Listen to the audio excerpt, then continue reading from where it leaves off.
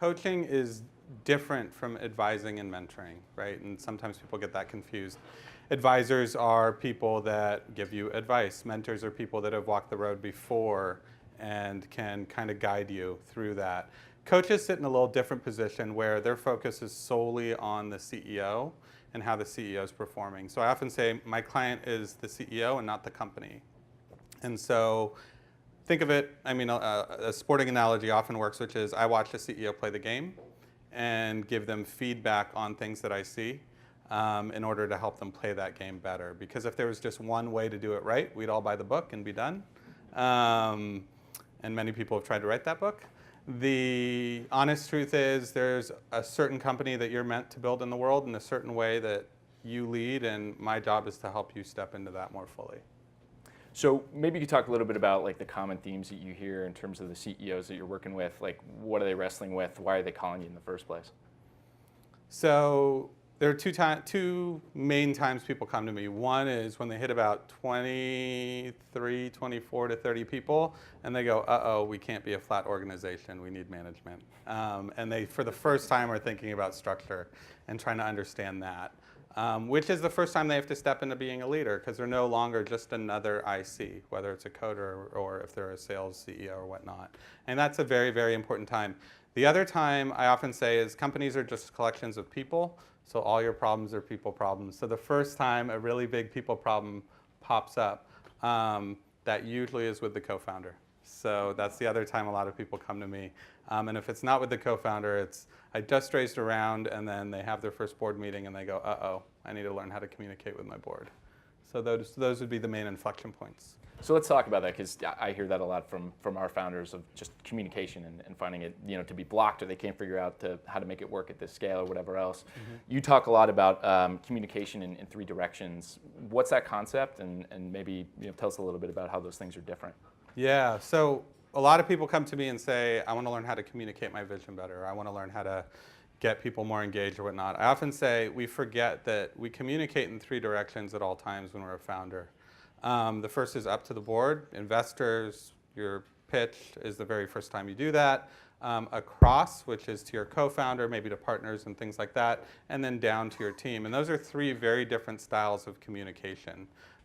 It's not one size fits all. And so I often talk about communication in three directions because people don't have an awareness that if you give your pitch to your team, it's going to feel inauthentic because they actually know how the sausage is made, right? So we work on refining those three styles and the awareness of that. So talk a little bit about the co-founder communication dynamic, because yeah, the board is kind of the first place you do communicate, yep. But you usually practice that and like you know what you're trying to do. Yeah. The co-founder dynamic, where does the communication break down, and like what's your solution to it? Yeah. So there's two things to remember about co-founder dynamics. The first is you guys started the company together, but one of you is CEO and one of you isn't, and that creates all sorts of cycles that cause conflict in communication. Inside the building, if you're the founder, if you're this co-founder that's the CEO, you actually have to be able to tell your best friend or the person that you had the idea with what to do. And in the absence of respect of that, let's call it chain of command for lack of a better word, it ends up wrought with conflict. Now outside of the building, right, you guys are co-founders. And so one of the most important things, and getting to the solution part here that I tell people is, inside the building, you have to respect roles. Outside the building, the most important thing I have co-founders do is co-founder breakfast. Many of them are like, we do co-founder drinks. I'm like, try it sober. Sure, you love each other after a couple drinks. Try it sober. But they'll do co-founder breakfast, and that'll fundamentally change the dynamic. The other thing you have to remember about co-founders, and I tell this to people all the time, when they come into my office and they go, we're doing great, we don't have any problems. I just double check that I'm in the right room and say, are you in a startup? And they go, yes. And I go, and you're telling me there's no anxiety? And they go, yes. And I go, we got to talk. It's a lot safer just to assume that there's anxiety and tension happening every day. It's fundamental to the structure of starting something from nothing and taking a bunch of money and hiring people and making a bunch of promises. And so if you're not letting off that steam and just saying, I know we love each other and everything's great and you were the best man at my wedding, but like, tell me what you're not telling me. I can guarantee you that that's going to build up over time and come out in a way that is less than pleasant. Let's say the less than pleasant never stops. I mean, at what point does it make sense for two co-founders to kind of walk away? Less than pleasant if it never stops. So there's two things that are required in any relationship to be healthy.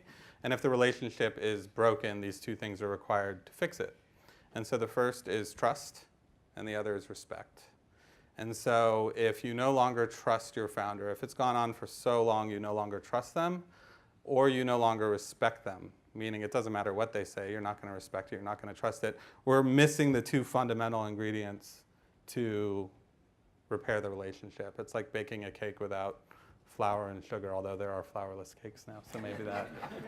Gluten-free cakes. So often that's the first thing that I'll check. When I work with co-founders, I'll meet with them individually and kind of see if there's at least the two base ingredients of trust and respect. And since I'm going to give you guys a formula for trust that was given to me years ago. Trust is made up of three things: sincerity, reliability, and competence. And if any one of those three things are missing, you can't trust somebody. So if you say, I'll meet you tomorrow for lunch at 2, I have to trust that you really mean it, that you're sincere, that you're reliable, that you'll actually be there at 2, and that you're competent to get there, right? So if any of those three things are missing, we have an absence of trust. So often people go, everybody talks about trust, what does it mean? How about the importance of mission, right? Because I mean, you look at some of these companies, I mean, these are highly mission-driven organizations. Yeah. Where does that fit into the whole dynamic? So when you have the CEO, and that's actually a great question, as long as we don't have to clear the building. I think somebody's stuck in the elevator, and they really want to hear this.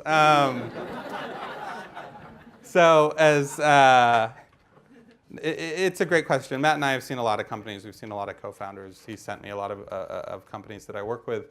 And the CEO, non-CEO thing comes down to ego, right? The only time I've seen that beat is when you're on a mission that's bigger than your own ego. So something you have to see in the world so badly that you're willing to do whatever it takes to get it done. So companies with really, really strong missions can often get over that inherent conflict where the CEO is getting asked to talk and going to the conferences and doing all that.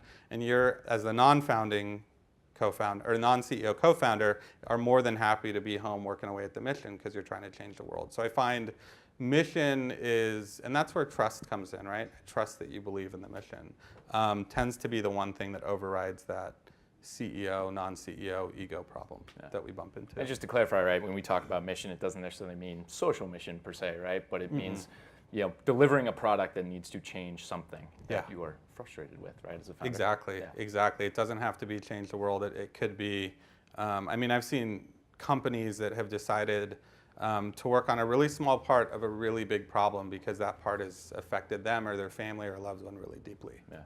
So let's talk about that second channel of communication, which is down to your team. How's that different from communicating with a co-founder? Oftentimes you can say things to your co-founder you can't say to your team, right?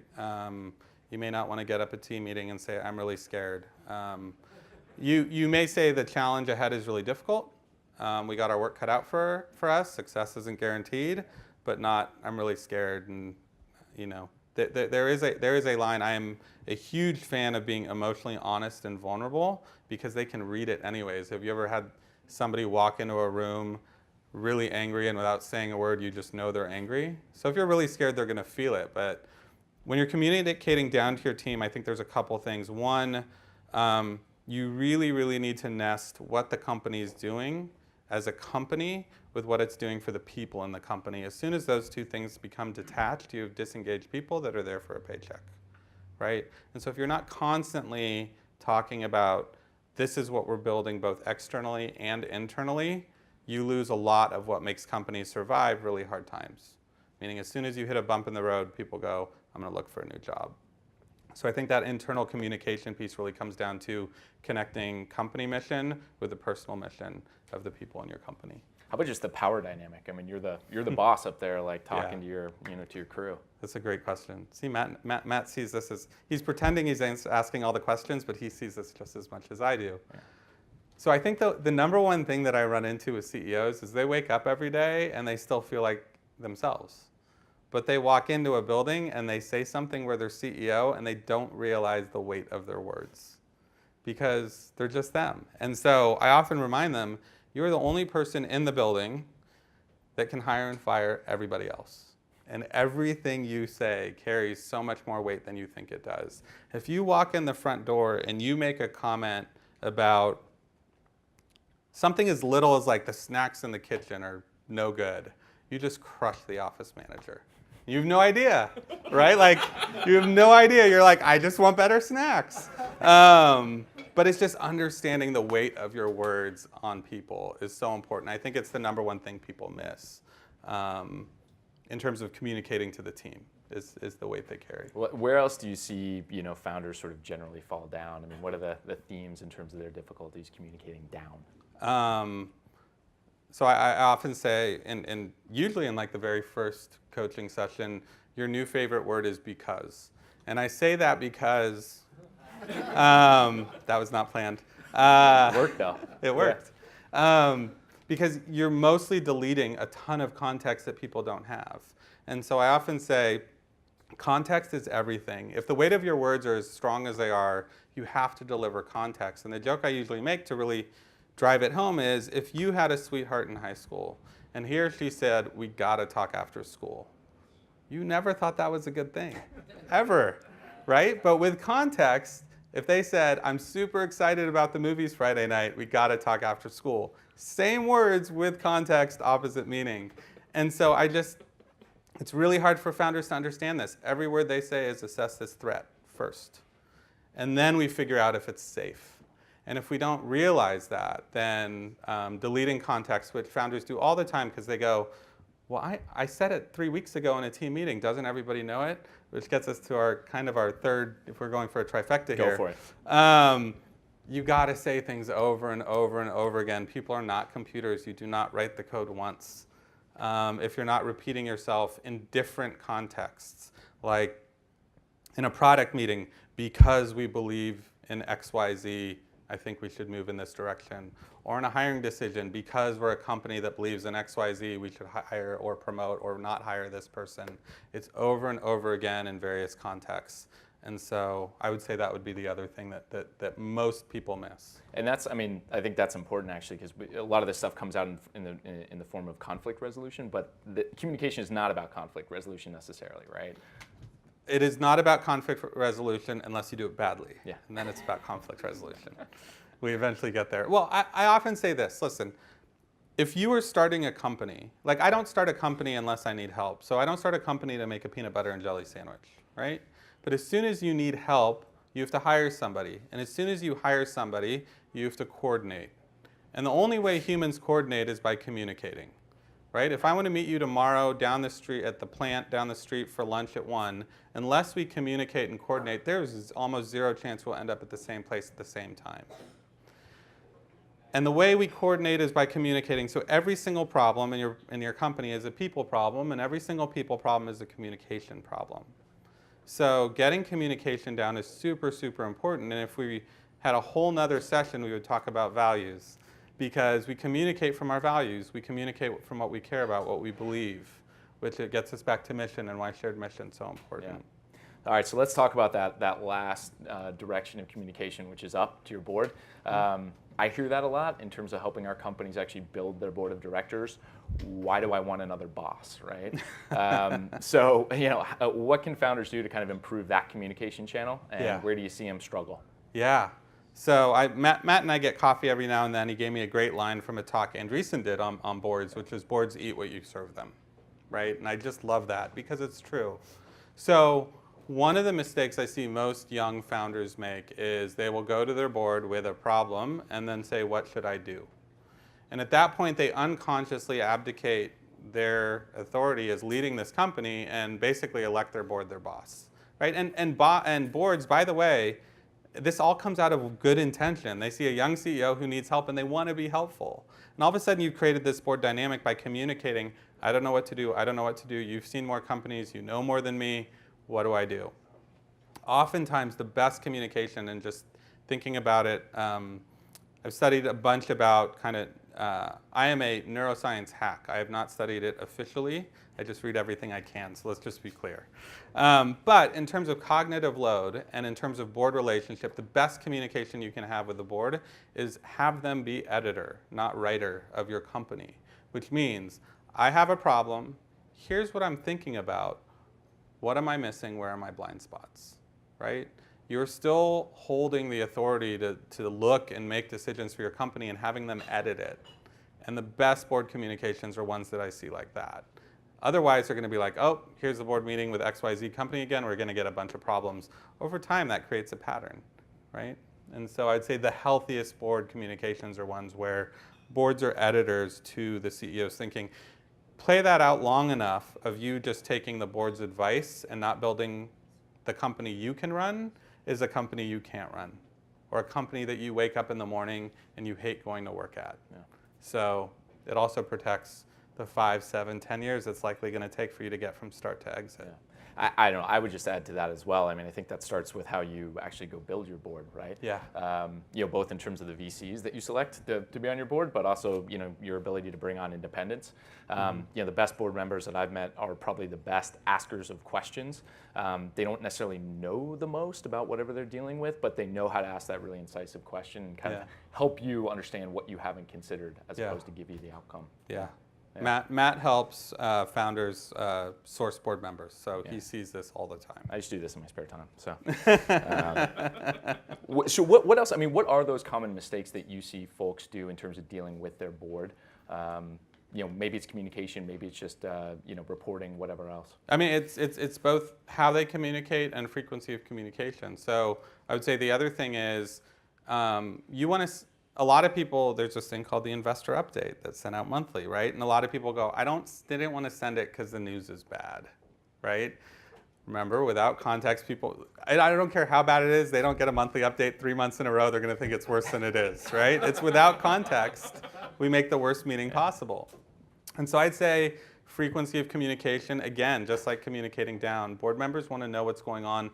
And believe it or not, most board members, I mean, we've all run into ones that aren't great, but most board members these days really, really want to help. So I think the number one miss is the other direction, which is thinking you have all the answers, not asking what am I missing, and not asking for help after you've decided the way to go. So, hey, I've decided I need a head of sales. Here's what I'm thinking I need. Do you know anyone in your network that can help? So I think also there's a mistake in not communicating to the board, not keeping them in the conversation, and then walking into the boardroom and you guys have two completely different sets of assumptions about what's going on in the business. And that tends to cause a bit of a mess. I think so. Yeah. You want to talk a little bit about meta programs in communication, which I'm going to let you do because I will butcher it. Yeah. So I wrote it, the way I ended up here was I got interviewed for an article at First Round Review where I talked about meta models and meta programs. And I'll give you the short version, and it's important. So the way our brain works is through a variety of meta programs. One of the most common ones and the easiest ones to illustrate is a program called Towards or Away. And so what you'll have is and I'll give an example, a CFO goes to a CEO and says, we need to cut hiring by 10%. And what he says is, so that we don't run out of money 2 months earlier than we planned. Now that is away language. We need to do something to move away from harm. Now, most CEOs are wired to go towards stuff. Otherwise, they wouldn't have started with nothing and created a company. And so the CEO is like, well, I don't want to do this. There's got to be a better way, right? And as soon as the CFO moves to towards language, what does it get us, right? If we cut hiring by 10%, we can hire that, instead of hiring these 5 people, let's hire that 1 salesperson so that we can get revenues on track. And all of a sudden, the CEO is on board. And so one of the things to remember is as you're addressing large groups, whether it's the board or the team, moving I call it bracketing, saying both what you're moving towards and what you're moving away from, and you're speaking to the whole room. And there's a very easy decoder question, and then I think we'll wrap and ask questions. But if you ask somebody, what would you like, and they tell you, ask them, and what's most important about that? And the language that will come out next is towards language or away from language, and then you know how to speak to them. So real quick, maybe before we wrap, let's kind Okay. of bring it all nicely together. Oh. Talk a little bit about like what's the impact that you've seen on an individual founder at the personal level, not just the professional, you know, going through a coaching program with you. Yeah. So funny enough, all of this stuff works at home too. I mean, anytime you have a vested interest and care deeply about a shared experience, this stuff is going to work. Anytime there's a ton of emotion in the room, the more you can remove communication as the barrier to the friction and really talk about what's going on, the more you can get to it. So I've had people that have had difficulties with spouses, difficulties with older children, younger children. I have a 5-year-old and 2-year-old. None of this works. And mothers-in-law, none of it works. But I've had people with many people in the relationships or relationships with loved ones have been able to change it once they went, oh my gosh, you know, not mother-in-laws, but moms. My mom's a away person or a towards person, away from person, and I'm a towards person. And as soon as I switched it, my mom could hear me for the first time in 30 years. It's actually pretty funny how that works. All right. So. Well, and that, you know, with that as a transition, let's maybe kick it out to questions about life, love, happiness, whatever you got. Yeah. And I'm going to get some water. That was actually my question, but I put it in another way. I know a lot of like wealthy, successful people, and most of them are divorced. So what's like? So this really is marriage count. Okay. Yeah. So in your experience dealing with a lot of founders, Yeah. what's like, I don't know, the top 10 of don't do it? I don't know if something the top 10. I'm actually going to kind of hedge on this one. So there's a great book by a poet named David White. And the book is called The Three Marriages. And it addresses this. And I think it's a beautiful articulation, which is most people come to me and say, I want work-life balance. I go, well, that would be 33 1/3 self-care, 33 1/3 relationship care, and 33 1/3 business, which means you're getting an F in everything. And they're like, no, I don't want that. That's what balance is. So David White wrote a book. It's called The Three Marriages. You're in 3 marriages at all times, to yourself, to the person you love, and with the work you do in the world. And the problem with 3 marriages is anytime you're with one, you're cheating on the other 2. And he talks about integration. So who you are on your own should really be core to the business you're building and the relationship you're building. And as soon as you don't have to make those trade-offs anymore, and they're fully integrated, then you can have a happy, successful life. So read the book, The Three Marriages. Hi. So when you were talking about communication, it seems like you're helping people figure out how to frame their communication so that the communication can be heard and received in a more effective manner. Are you also working with people to help them understand their unconscious competence and be able to bring that out so that they can be aware of how to use these tools that they naturally have and be able to create additional synergy and integration between the different team members to provide a greater output for the company as a whole? So that's a beautiful, beautiful question. So one of the things I'm trained in is neurolinguistic programming, which takes a look at the mental models that people are using to speak. So I'll answer it in 2 parts. One, we train people to separate feeling from what happened, which is really, really important. What happened, I can see on the film strip, right? If I'm watching a videotape, which is different than how I felt about it. And that's really important as a first part to decoding communication. The second part is we learned all of our communication patterns from somewhere long before we ended up in the company that we're in. So I often joke, if you were raised in an English-speaking family, I can bet $1 million and win every time that your first words won't be French.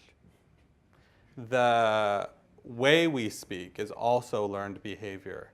And so I think you bring up a very important point. As coaching, we never fundamentally think somebody's broken and needs to be fixed. That's not the way it works. The way it works in coaching is you have a set of strategies that you spent a lifetime perfecting and you're really good at them. The only problem is you probably built them before you were 12. So we may want to update the models you're using to navigate the world, given that you're so good at building strategies. So a lot of the work we do does honor the human, how they got to where they are, and then update it. One of the jokes my teachers in NLP made once is most of us are still running the free version of the operating system. So. I think that's a really important point, actually, that coaching is about kind of making a great person better, not kind of throwing the life preserver in the water. And if you're kind of ever thinking about this for folks you're working with or on your team, really important that you present it that way, just to kind of set it up for success. Hi. I have a question for both of you, actually. First off, Matt, what percentage of Andreessen's investments do you think of the CEOs have a coach? This is completely unscientific, but I'd say it's probably 20-30%. It's not widespread. I'd say if you probably look at is there a coach working at some level in the organization, it probably goes up much higher. But I think what we've seen is some of the more successful CEOs, or maybe some of the folks who we've seen really aggressively accelerate their development as CEOs, have started working with coaches. Okay, and then the second part of the question to Khalid. When you engage with the CEO, is it a weekly basis, monthly basis? Does it depend on the CEO, or how do you put that engagement together? What's the criteria around it? So I've played with a bunch of different frequencies throughout the career, and what I found is meeting at least every other week with access via email or the emergency phone call in between, because startups happen as they happen. I found if we go out to once a month, we just lose so much context, right? Every week, you're then battling with a really already packed schedule. So going to every other week, every 2 weeks, with ad hoc email and phone call in between tends to be, at least in my practice, the right amount. And it sounds silly, but I do think that pricing model starts to be important. I mean, I think you have sort of a retained model, which you work with quite a bit. You also have hourly models. I tend to like the retained model a little bit more because you do get that 24-hour access, whether you want it or not. Yes. And you don't want the CEO to be thinking about like their water bill going up. So we do a flat monthly retainer just to keep it simple. I don't want them to think, should I call, it's going to cost me more. Lawyer. What is your personal mission? My personal mission? Yes. It's a very good question. And actually, luckily, a client asked me that last week. So I have it rehearsed. I'm going to put this down. So it's worth sharing. I got to give you the short version.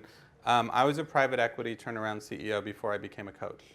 And so a long time ago, I used to say, when I was talking to new coachees, my job is to make sure somebody like the old me doesn't come and take your job. And that was the sales pitch. But the real story is I was a turnaround CEO. I became a dad 5.5 years ago. And as soon as I became a dad, I realized everybody I walk in and fire actually is going to probably go home and call their parents and say some jerk fired them. And as I looked around at what I was doing and picking up the pieces, I realized there was so much that could happen before somebody like me had to walk in. And the real mission, the one that usually makes me cry, but with these bright lights, hopefully I won't, is I got to fix the way we work before my kids grow up and go to work one day.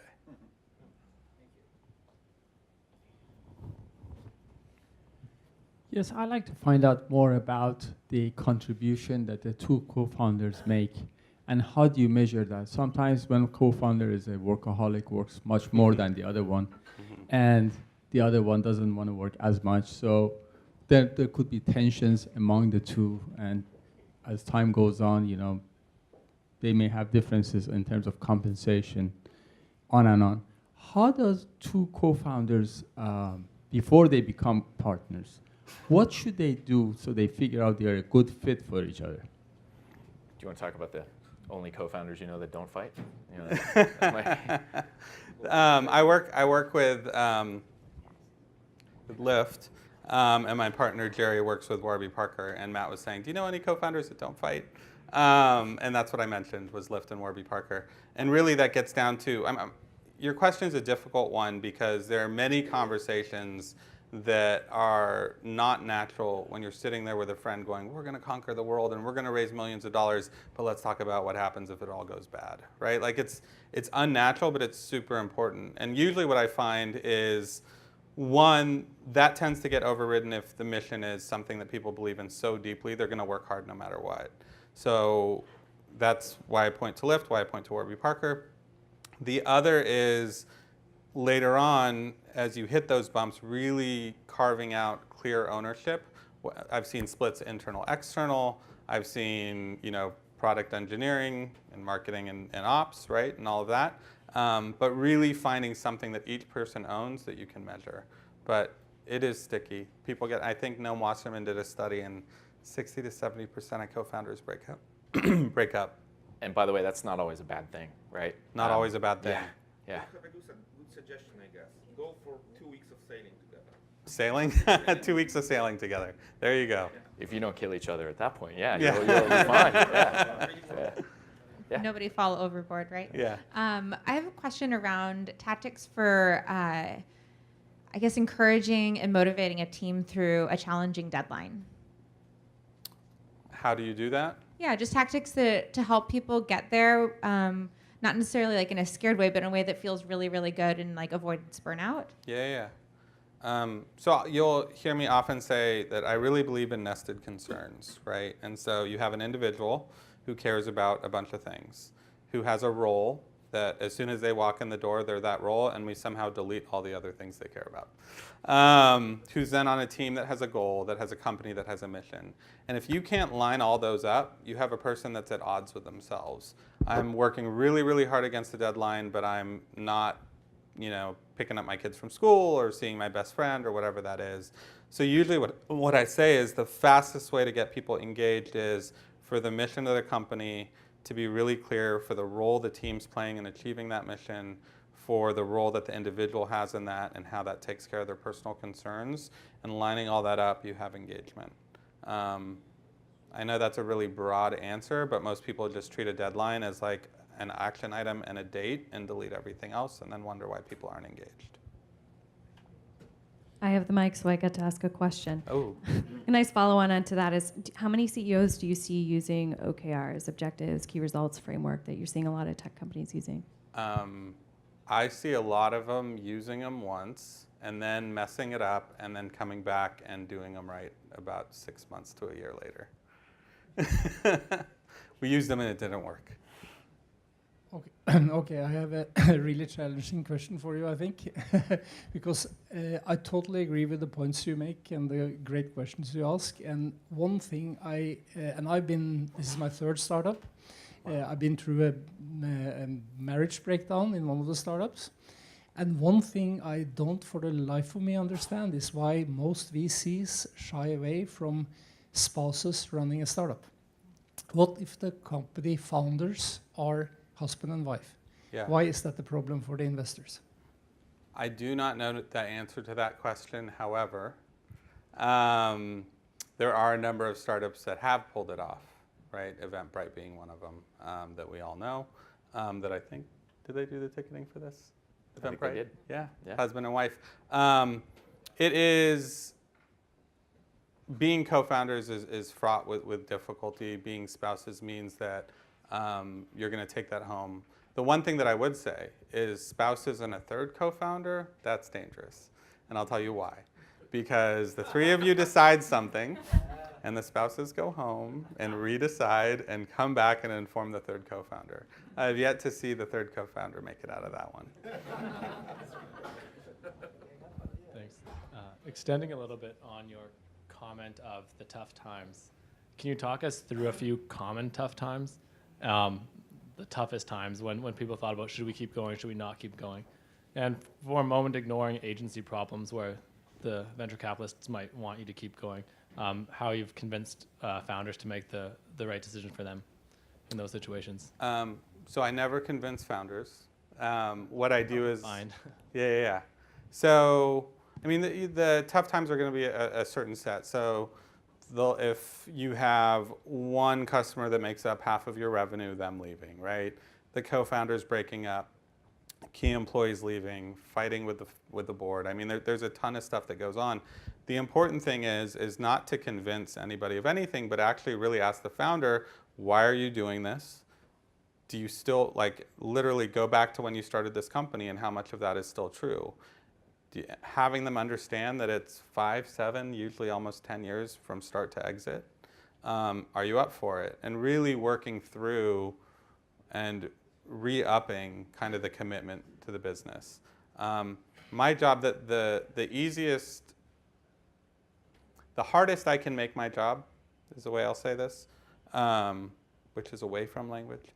The hardest I can make my job is thinking that it's my job to save the company or save the founders, right? I have clients in the room tonight, and all of them know that it was never my job to make sure that all the co-founders made it through.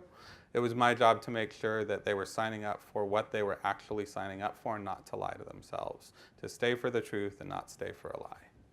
And I'd back up a little bit and say that goes to like, when do you engage with a coach? It's probably not in the tough times. It's probably when things are going pretty well and looking forward and knowing that tough times will come. Not sure what that's going to look like, not sure what it's going to be. But that's how you actually start to build that relationship that'll weather that when whatever storm arrives comes. Yeah. This is like the founders that come to me and say, we're doing great, we have no problems. Then we talk a little bit and I find out the truth. Yeah. You said you're very interested in neuroscience and you read it a lot. Yeah, but total hack, like half the information's probably only half right. So 25% right. I do the same. So, oh, good. So maybe between us we've got a whole understanding. We'll come up with something good. They won't know. So I'm sure you're aware of the research and stuff on the effects on the brain of meditation and mindfulness, and these kind of practices. So, and you've talked about NLP, so you're obviously using different methodologies. Do you use mindfulness or meditation in your training or recommend it? Or it's probably the number one request right now is, how do I start a meditation practice? How do I do more mindfulness? It's worth noting that my co-founder, Jerry Colonna, is a Buddhist and chairman of Naropa University, which is a Buddhist university in Boulder. Sat with the Dalai Lama last month. So it's a big part of what we do, although we don't put it on the marketing materials necessarily. Come, find inner peace. Usually it's come, survive your startup, and then we like Trojan horse the inner peace part in.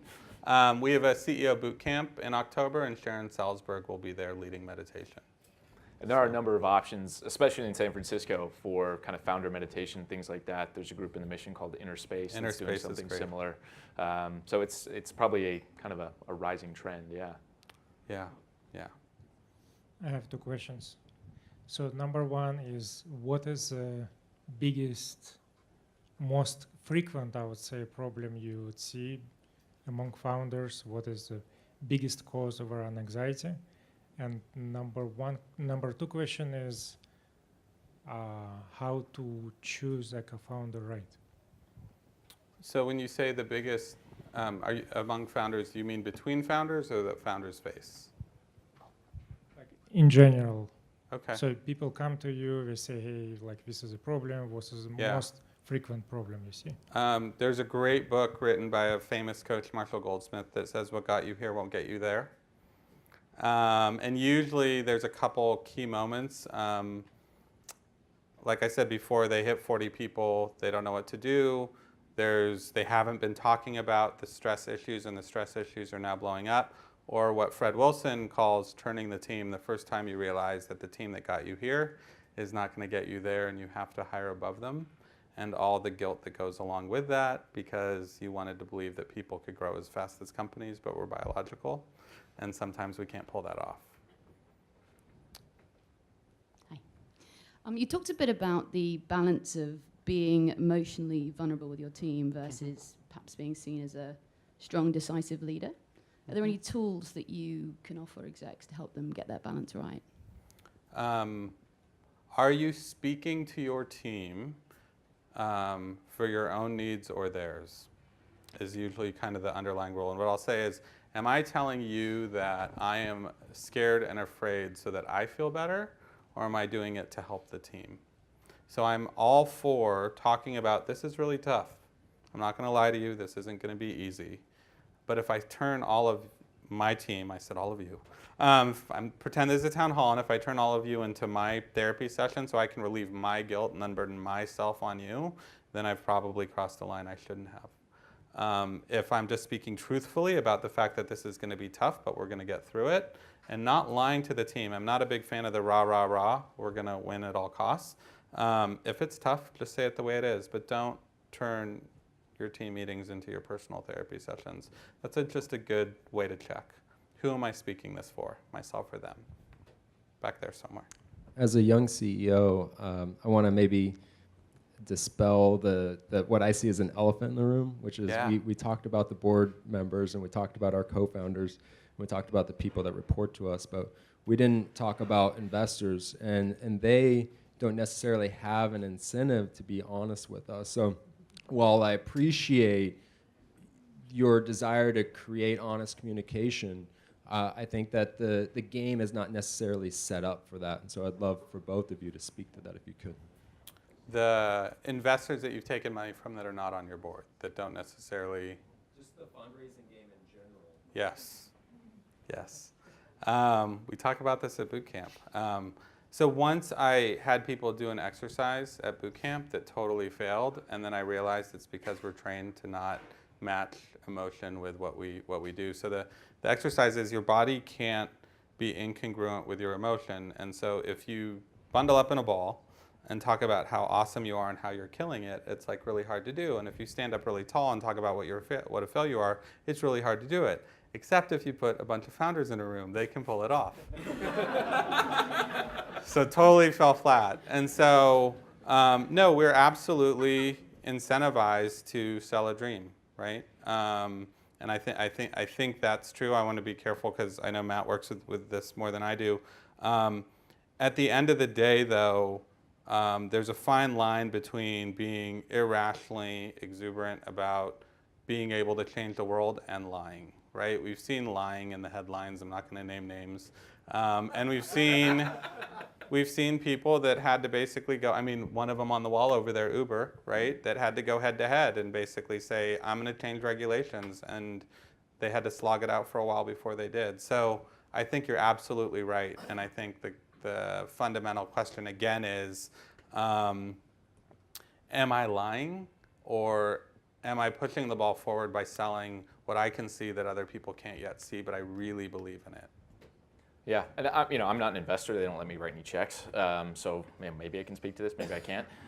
But I do think it's partially the way you approach the fundraising process, which is you got to interview your investors, right? And there are investors who, they don't care about anything but the numbers on the spreadsheet, but there's others that actually are incented to see you succeed.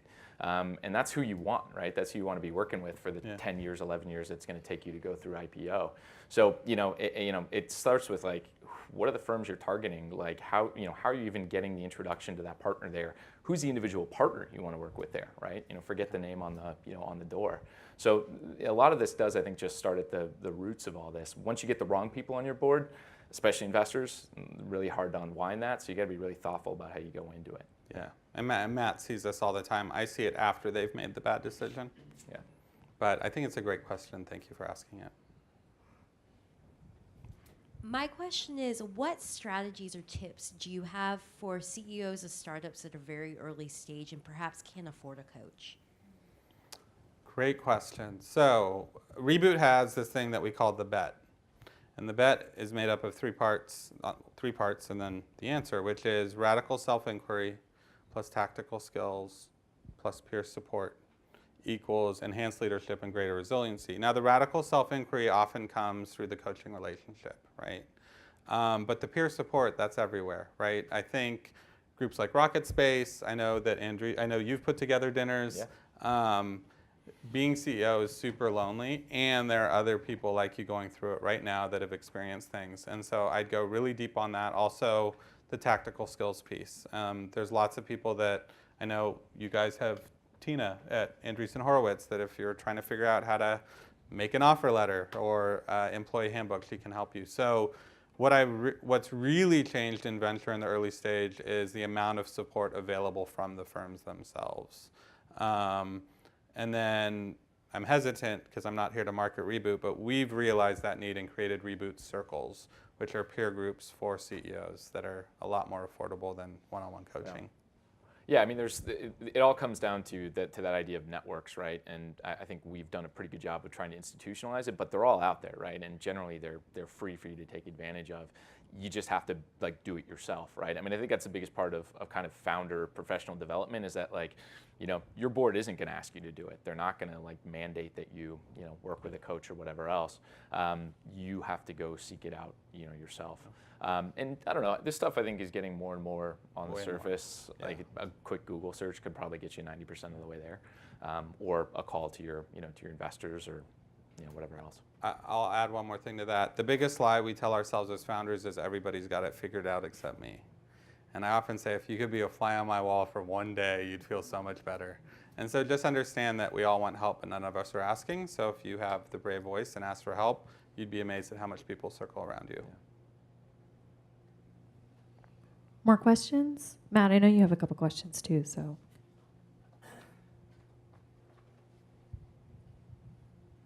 You said, some co-founders which don't fight. Can you describe them and try to figure out why they don't fight? I would say, I'm going to generalize like really terribly here, but low ego, right? And a ton of passion. It's just, it doesn't become about your CEO or I'm not CEO or I got to do the interview or you didn't get to do the interview. It gets to be about what they're building.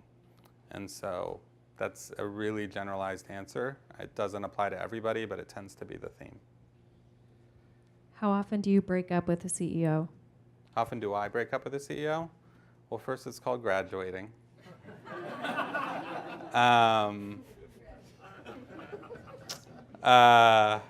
totally busted now because now my CEOs that have been graduated are going to know what that meant.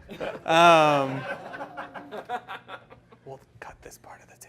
No, it's called graduating. I would say, it happened, it's kind of like relationships, right? They stop showing up for the dates. And they're, all of a sudden they're kind of in this flurry of fundraising or everything's going well or emergency meeting, can't make it today.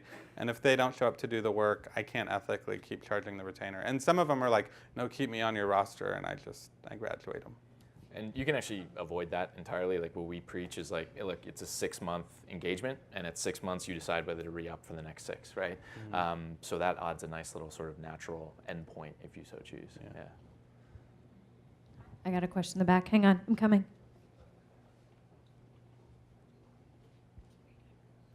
Thank you so much. I'm so sorry. I just arrived, caught the wrong BART, but not from here.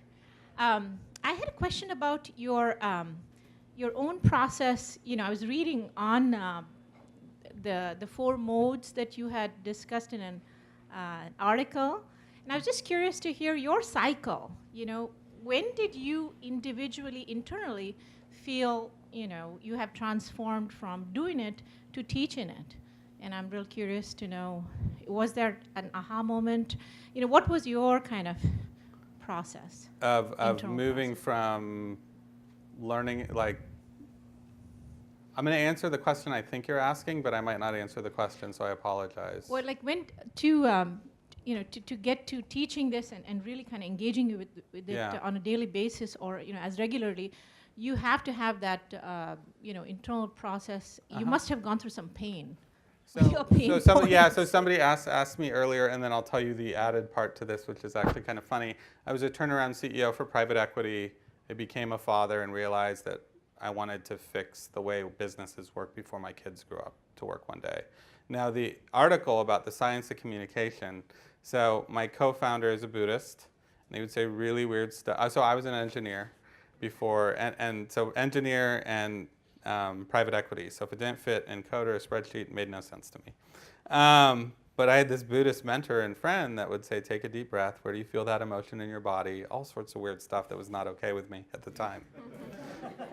So I started researching like deep breath and found out it was called the parasympathetic reset. It releases cortisol. Like, it was awesome.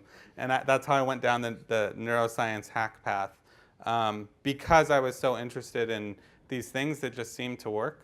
And as I got more into mindfulness and meditation and somatic work and things like that, I went deep into the science for my own sanity, because it was working and it felt like magic, and that was not okay to an engineer.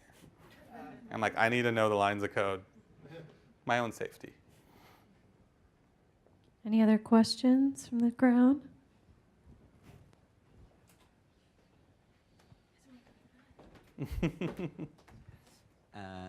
Since I don't have a co-founder, I'm curious. Obviously, I have not as much headache as a team, but I have maybe different headaches. So can you elaborate on single founder typical issues? What are some of your headaches? I mean, I can, but I mean, what's difficult yeah, about being a I center? don't Just give me have- one or two. I don't have anyone to really talk to. Yeah. That's my biggest Yeah. issue. Yeah, I And mean- there is this, a couple marriage headache thing. Do you end up talking to your wife and then she gets really upset with you, or your partner? No, I just no, assumed. she's helpful, but Okay. she's not a founder, so Yeah. she doesn't get like everything I'm talking about. So. Yeah. I would say the number one thing with solo founders is when it gets really tough, who do you lean on? Like, who's there to support you? It's like going to the gym by yourself or going to the gym with a buddy, right? If you say, I'm going to meet you 7 a.m. at the gym, I'm going. If I just put it in my alarm, I'm hitting snooze, right? Like, so I think a little bit of it is the loneliness and where's the motivation to keep going. I mean, we're social, we're human, we're meant to connect. And so it's hard as a solo founder, but as you start to build a team, you can find that mentors, advisors, and board members. All good places to turn. All good places to turn for solo founders. And for different things, right? I mean, with an advisor, you're looking for a specific sort of business function. With a mentor, you're looking for somebody to kind of show you what's coming around the curve. With a coach, you're looking for that set of tools and frameworks to kind of work on very specific, issues, usually behavioral or something else. So, the key is building that whole ecosystem around you to kind of help you develop in the whole. But someone else sort of asked it earlier. Like, I think half the key is just starting somewhere. Go take people out to drinks once a month, like your other buddies who are starting, companies. There's someone in the back row that's going to start a CEO peer group. She asked so the we're question good. earlier. We've got one going here. I mean, we're already solving problems. Yeah. But you just start small and find, somewhere to kind of build a nucleus, and then usually other people will find their way to you. Yeah. Cool. One more question over here. One more, and then we'll. So I have a question. I wanted to ask what's the best techniques to release that stress and anxiety that always is within the startup, and to communicate calmly to your co-founders and your team members? What techniques do you recommend? I feel like I should get my mindfulness friend up here. No, honestly, being aware of the emotion, separating the emotion from what happened.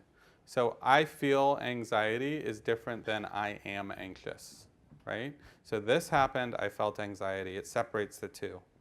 And then you have anxiety instead of the anxiety having you, right? And so really doing a reflective process of what happened, what meaning am I making about it, what is the anxiety that's coming up? And for you to have any sort of tension or anxiety means that you deeply care about something that feels like it's at risk. Whether or not it's really at risk, it feels at risk, and identifying that. But really just bringing attention to the feeling, bringing attention to what is the source of the feeling and working through it. And then asking yourself, is this true? Like, is this actually happening? Is this true as a question from Byron Katie, for those of you that know her work. It's like a really powerful question, because oftentimes it's a story in our head. Awesome. Thanks, you guys. That was really great. Big round of applause. Thank you.